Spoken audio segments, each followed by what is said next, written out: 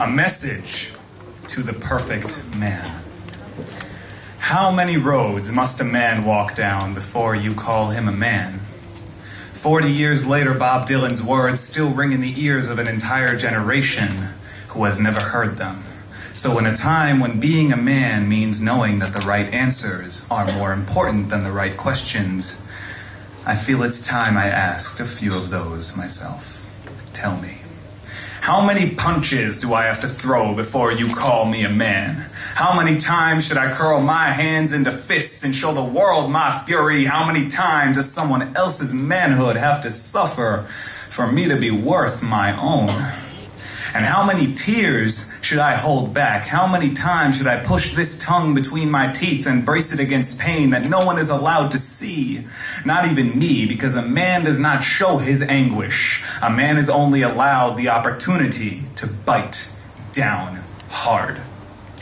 Nowadays, it seems being a man has less to do with masculinity and more with someone else's projected pride. We were brought up to believe we are invincible, and when we found out that words like faggot, pussy, and loser can be fired from the mouth like bullets, we were forced to show no doubt, show no fear, forced to build a plastic face so they will never hear our hearts, beating out the Morse code for please, just let me be.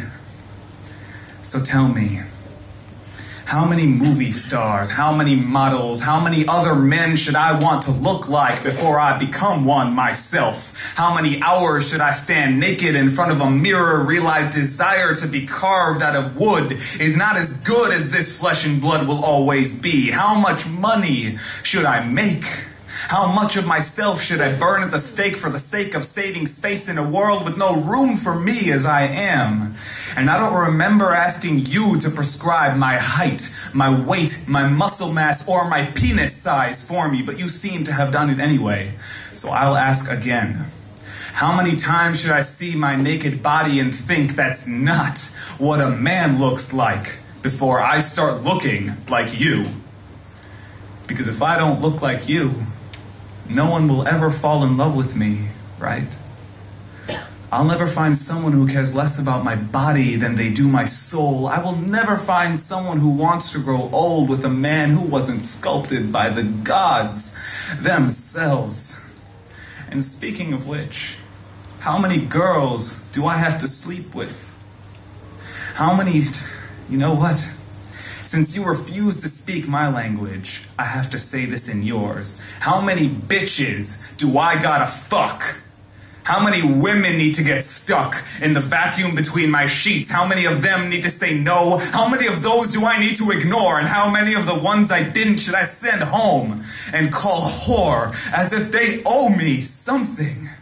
As if their bodies become my playgrounds the moment I set eyes on them, as if they are mine to use as I please. How many of these before you call me a man? So you know something, Mr. Perfect Man. I will spend no more of my life trying to be like you. When I hurt, I will use these hands to wipe the tears from my face instead of forcing them on someone else. When I stand naked in front of a mirror, I will love what I see. And I will give my respect first and my judgment last to anyone I see fit, be they woman or man.